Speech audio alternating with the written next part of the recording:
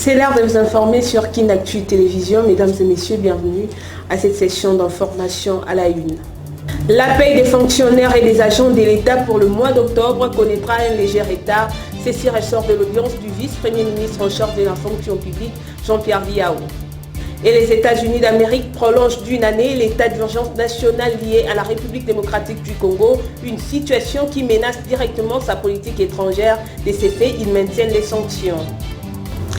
Les chefs de l'État Félix-Antoine Tshisekedi s'est entretenu ce jeudi 26 octobre à la Cité de l'Union africaine avec l'opposant français Jean-Luc Mélenchon qui a exprimé sa fraternité à la République démocratique du Congo, victime des exactions de l'armée rwandaise qui cherche à déstabiliser les processus électoraux en cours. Regardez. Nous avons eu en effet l'honneur d'être reçus, la délégation qui m'accompagne et moi-même, les trois députés français, monsieur Le Gall, Madame Abomongoli et Monsieur Bilongo, qui sont membres de la Commission des Affaires étrangères de la République française, et pour ce qui concerne les trois députés, signataires d'une proposition de résolution devant le Parlement français qui condamne les intrusions et les exactions qui sont faites par votre voisin, le Rwanda, ici sur le territoire de la République démocratique du Congo. Le président nous a fait l'honneur de nous recevoir une heure durant.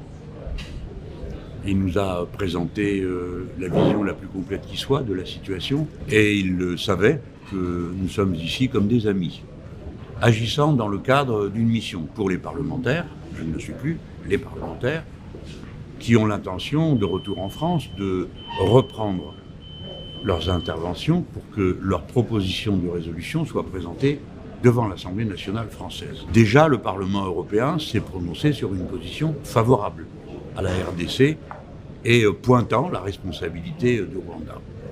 Quant à moi, à cet instant, puisque je suis venu invité par une université pour me présenter devant la jeunesse de votre pays, j'ai voulu réaffirmer la fraternité qu'est la nôtre à l'égard du peuple congolais dans un moment où nous savons qu'il rencontre une difficulté qui est totalement importée, dans laquelle il n'a aucune responsabilité, puisque pour sa part, il a respecté les engagements de cessez-le-feu qui avaient été pris. Et donc, la République démocratique du Congo est dans la situation d'un partenaire loyal et d'un ami, et il était temps de rappeler la fraternité qui nous anime et la condamnation des agissements qui perturbent la vie démocratique de ce pays, puisque la reprise des activités militaires d'agression se déroule au moment où la République démocratique du Congo organise ses élections présidentielles, les élections les plus déterminantes pour lui. Alors on voit bien.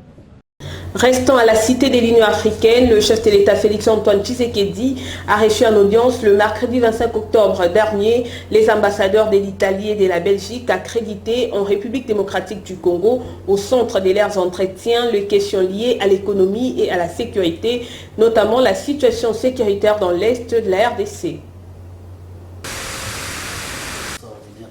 Monsieur l'ambassadeur, vous allez bien ? Je suis venu présenter mes civilités au président de la République. Telle est la première phrase du nouveau ambassadeur italien accrédité en RDC, Alberto Petrangeli, à la presse présidentielle au sortir de son entretien avec le chef de l'État. C'était également l'occasion pour les deux personnalités d'évoquer le renforcement des coopérations entre l'Italie et la RDC dans le domaine économique, mais surtout le lien historique entre les deux pays. Et avec le président, on a parlé plutôt du domaine économique. Donc, on a parlé des liens historiques entre l'Italie et la RDC dans le domaine industriel. Donc, toutes les entreprises italiennes qui ont beaucoup aidé les pays après l'indépendance. Et donc, on a convenu sur la nécessité de renforcer les liens économiques maintenant avec les grands projets d'infrastructures qui sont nécessaires pour les pays. Et nous, on a des entreprises de pointe dans le domaine des infrastructures, donc qui bâtissent des barrages, des ponts, des routes. On a des entreprises dans le domaine de l'agriculture aussi. Et donc, on espère que cette entreprise pourront rentrer à nouveau dans les pays pour donner leur contribution au développement du pays sur la base du programme qui a été établi par le chef de l'État. Après la présentation de sa lettre de créance en fin août de l'année en cours, Roxane de Bilderling, la nouvelle ambassadrice belge, est aussi venue pour le même objet. Profitant de cette première rencontre personnelle avec le président de la République, la situation sécuritaire à l'est de la RDC était au menu de leurs échanges. La Belgique et ses partenaires européens ont condamné le soutien qui a été apporté au M23 par le Rwanda. Il y a eu aussi des sanctions qui ont été adoptées par l'Union européenne à la lumière du rapport des Nations Unies, des experts des Nations Unies sur ce qui se passe, donc le soutien qui est apporté aux groupes armés. Et bien sûr, nous restons aussi vigilants, nous essayons de soutenir les initiatives qui veillent à apporter une solution, si possible, pacifique, le désarmement, la démobilisation des combattants, parce que nous restons convaincus que quand il y a des combats, c'est d'abord la population qui souffre. On comprend la volonté de récupérer le contrôle sur le territoire, mais évidemment, il faut aussi penser aux populations, aux millions de déplacés qui souffrent, aux enfants qui ne vont pas à l'école. Enfin, on peut continuer comme ça pendant très longtemps. Je crois que le bilan humanitaire est déjà très lourd et je sais que les autorités sont conscientes de cela et essayent de promouvoir et de privilégier l'approche diplomatique en saisissant le mécanisme de suivi, etc. Et donc on espère vraiment qu'on peut continuer à apporter le soutien nécessaire pour que ce soit cette solution-là qui fonctionne. Ces échanges successifs entre le président de la République et les deux diplomates, italiens et belges, marquent le réchauffement des liens de coopération concrètes dans le domaine économique et sécuritaire. Changeons de chapitre. Le forum Global Gateway s'est ouvert le mercredi 25 octobre dernier à Bruxelles. Prenant part à ces rendez-vous, le Premier ministre Jean-Michel Sama Lukonde est revenu sur les graves crises qui ont secoué le monde, notamment la Covid-19, la guerre en Ukraine. En ce qui concerne la République démocratique du Congo, le chef du gouvernement congolais a attiré l'attention de l'Union européenne et du monde sur la crise oubliée dans son pays, victime de l'agression rwandaise. Plus de détails dans ces commentaires. Le Forum Global Gateway est une stratégie européenne lancée en fin 2021 pour contribuer au développement de partenaires de l'Union européenne, en premier lieu sur le continent africain. Ouvert mercredi dernier à Bruxelles, le Premier ministre Jean-Michel Sama Lukonde prend part à ses assises. Lors de sa prise de parole, le chef du gouvernement congolais a vanté la République démocratique du Congo comme pays solution au défi du réchauffement climatique et meilleure destination des investissements pour la fabrication des batteries et véhicules électriques. Que la République démocratique du Congo reconnaît à sa juste valeur l'intérêt que l'Union européenne accorde à la question du partenariat sur les chaînes en 2027. Face à cet engagement, je ne doute pas que l'initiative de la RDC bénéficiera de l'implication directe de l'Union européenne qui n'hésitera pas à mobiliser ses capitaines indiscutables. Le potentiel que nous avons est capable de répondre aux besoins mondiaux. C'est dans ce cadre que nous restons ouverts à des partenariats gagnant-gagnant pour la construction du barrage hydroélectrique Grand Inga. Par ailleurs, il est revenu sur la crise oubliée de la RDC, victime de l'agression rwandaise.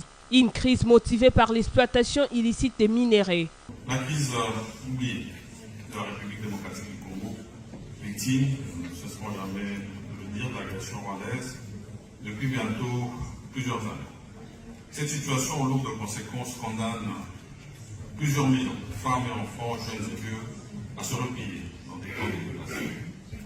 Mais près de millions de jeunes, des enfants, des garçons, des jeunes filles ne peuvent plus retrouver le chemin de l'école. Cette crise, une crise qui se n'est plus un secret pour l'instant motivée par des exploitations illicites et dégâts des minerais stratégiques et critiques dans le Rwanda, le lithium, la satellite, le tramite, de l'Antour à l'est de la République démocratique du Congo. Il suffit de rappeler que la stratégie Global Gateway prévoit de mobiliser 300 milliards d'euros d'ici 2027 pour soutenir le financement d'infrastructures soutenables et de qualité. Et l'Afrique bénéficiera de la moitié de ces financements, soit 150 milliards d'euros. Revenons à Kinshasa, le gouvernement congolais a présenté aux ambassadeurs des États-Unis d'Amérique et de l'Union européenne les nouvelles preuves de l'agression rwandaise en République démocratique du Congo. D'après le vice-premier ministre en charge des affaires étrangères, Christophe Lutundula, la RDC ne se laissera pas faire si jamais une balle tombait sur Goma. Suivez. Et si on n'arrive pas à restaurer l'autorité de l'État partout, les victimes seront toujours nous. Et enfin, on ne peut pas avoir l'étendue de notre pays et penser qu'on aura des guerres avec les voisins, c'est pas ça. Mais tout a une limite. Encore une fois, le 28 septembre, lorsque j'ai parlé au Conseil de sécurité, j'ai dit, messieurs, agissez avant qu'il ne soit trop tard. Et je peux vous dire, au nom du président, au nom du gouvernement, que si jamais, même par hasard, une balle tombait sur Goma, mes chers partenaires, sachez que nous allons réagir dans les heures qui suivent. Il n'est pas coutume qu'un ministre des Affaires étrangères vous tienne cette phrase-là, c'est plutôt lui, au nom du gouvernement pour lequel nous parlons, nous disons, ça n'est trop, c'est le moment. Là, vraiment, c'est trop et c'est trop. Je tenais à vous le dire, le ministre de la Défense vous a donné notre tonalité. Je tenais à vous prendre à témoin. Vous avez tout le moyen de vérifier ce que nous disons. Vous pouvez vérifier les images, ce n'est pas nous, ce sont les images de la MONUSCO. Le fait que la guerre est chez nous, vous devez être le premier à tout mettre en œuvre pour qu'elle prenne fin. Autre chose, le gouvernement congolais a revu à la hausse le prix du carburant. Désormais, 1 litre d'essence coûtera 3 970 francs congolais, équivalent de 1,58 $, dans la partie orientale de la RDC, alors qu'à l'ouest, il est fixé à 3 225 francs congolais, équivalent de 1,29 $. Cette décision intervient après le refus des pétroliers de commercialiser les carburants, se disant travailler en perte. Lydia Kandolo prend les détails. Les litres d'essence coûtera désormais 3 970 francs congolais, équivalent de 1,58 $ dans la partie est du pays, alors qu'à l'ouest, il est fixé à 3 225 francs congolais, équivalent de 1,29 $ américains. C'est une nouvelle structure des prix des carburants en guise de réponse du gouvernement de la République démocratique du Congo aux entreprises pétrolières en grève dans le pays. Les opérateurs économiques du secteur pétrolier dans le Nord Kivu, Sud Kivu et le Haut-Katanga avaient déclenché un mouvement de grève vendredi dernier. De 3 000 francs, les litres s'est négocié jusqu'à 8 000 francs à Bukavu. Sur place, les pétroliers refusaient de commercialiser les carburants et disaient travailler à perte. Ils réclamaient un réagissement à la hausse de la structure officielle de prix. Cette nouvelle structure de prix à la pompe, signée par le ministre de l'économie nationale Vital Kamerhe, est la condition principale posée par les pétroliers de la partie Est avant de rouvrir les stations et entreprendre l'importation de nouveaux stocks de produits. Selon les témoignages de membres de la société civile, l'ensemble des stations-service de la ville de Bukavu sont fermées en raison de la rupture des stocks. Seuls les revendeurs, communément appelés Kadhafi, détiennent encore une certaine quantité dans leurs stocks. La même situation est vécue également à Lubumbashi, au Katanga, où certaines stations-service ont revu à la hausse les prix du litre de l'essence. Ces derniers se vendent jusqu'à 7 000 francs. Il tient à signaler également que la circulation des engins dans la ville a diminué. Sachez que la paye des fonctionnaires et agents de l'État pour le mois d'octobre connaîtra un léger retard. Ceci ressort de l'audience que le vice-premier ministre en charge de la fonction publique, Jean-Pierre Liaou, a accordé au président ad intérim du comité de suivi de la paye des agents et fonctionnaires de l'État, de l'ordonnateur délégué du gouvernement et du président de l'intersyndicale de l'administration publique venu lui faire rapport sur le préparatif de cette procédure pour le mois d'octobre. La paie des agents et fonctionnaires de l'État pour ce mois d'octobre connaîtra un léger retard. Cette situation est due aux multiples opérations entamées justement dans le cadre de l'intégration de nouveaux agents et fonctionnaires de l'État dans le système de la paie. Ce système qui est donc à la base de beaucoup de travail pour la direction de paie des agents fonctionnaires de l'État. Cela permettra donc d'ajouter 10 à 11 jours pour que cette paie intervienne. Les ajustements qui sont en train d'être faits, les ajustements décidés lors des travaux des banques syndicales et le gouvernement, mais aussi les nouvelles mécanisations font en sorte qu'il y ait beaucoup de travail à faire au niveau de la direction de la paie. Et cela engendrera certainement un glissement dans le paiement des salaires du mois d'octobre. Nous nous sommes dit, est-ce que c'est important de faire une paie complémentaire pour les ajustements, pour l'application de la grille barémique, etc. On a dit non, on accepte un petit retard qui serait 10 jours, 11 jours maximum, ok, au lieu de mettre les fonctionnaires dans une situation où ils seront appelés à suivre les compléments de leur rémunération. Et donc, pour nous, c'est l'occasion d'appeler tous les agents et fonctionnaires de l'État au calme, que la question est prise en charge, que les services sont en train de travailler nuit et jour. Notez qu'une visite a été effectuée par cette équipe dans tous les services de la direction de la paie des agents fonctionnaires de l'État avant d'être reçue par le vice-premier ministre et ministre de la fonction publique. Cela était justement dans l'optique de se rendre compte de la manière dont évolue le travail pour l'aboutissement harmonieux de cette opération de paie et agents de l'État.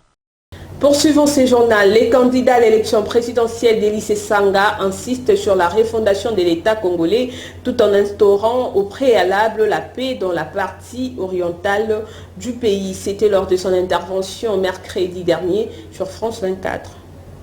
Gagner la paix à l'est du pays, sécuriser les territoires et assurer la justice sous l'étendue de ce vaste territoire qui a cessé d'être un État, qui est aujourd'hui un État failli. C'est pourquoi notre projet porte sur la refondation de l'État congolais pour redonner de l'espoir et de l'espérance à nos populations qui ont perdu tout espoir et toute confiance dans les institutions face à l'échec, à la faillite de la gouvernance de M. Tshisekedi et de ses partisans. Alors l'opposition a dit d'abord que le fichier n'était pas fiable, que la CENI n'était pas transparente, mais l'opposition va quand même aller à ces élections. Quelle est votre réaction ? Parce qu'il nous est apparu effectivement que le processus actuel est un processus chaotique. Les institutions qui organisent ces élections sont des institutions qui fonctionnent à marge de la loi, que ce soit la CENI ou la Cour constitutionnelle. Nous avons lancé plusieurs opérations, dont l'opération Télémé la fraude électorale.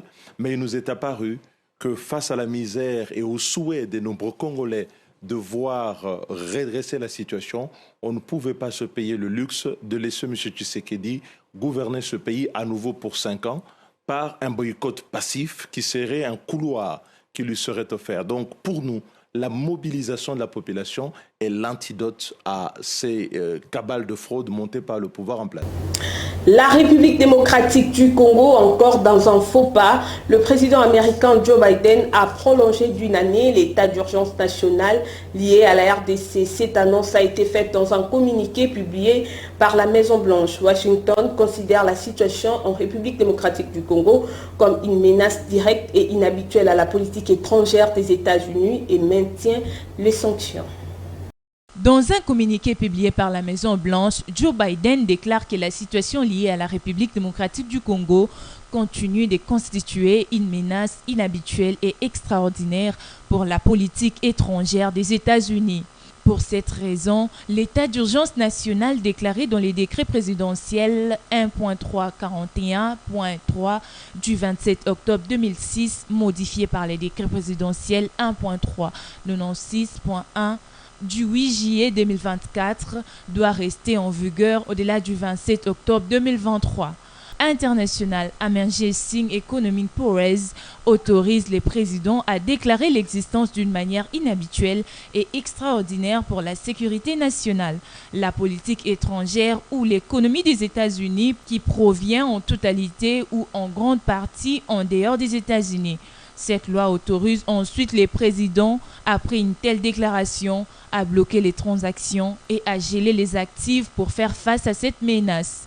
En cas d'attaque réelle contre les États-Unis, le président peut également confisquer le bien lié à un pays, un groupe, une personne qui aurait contribué à l'attaque. Pour rappel, le 27 octobre 2006, le président George Bush avait ordonné le blocage des biens de certaines personnes qui contribuaient au conflit en RDC.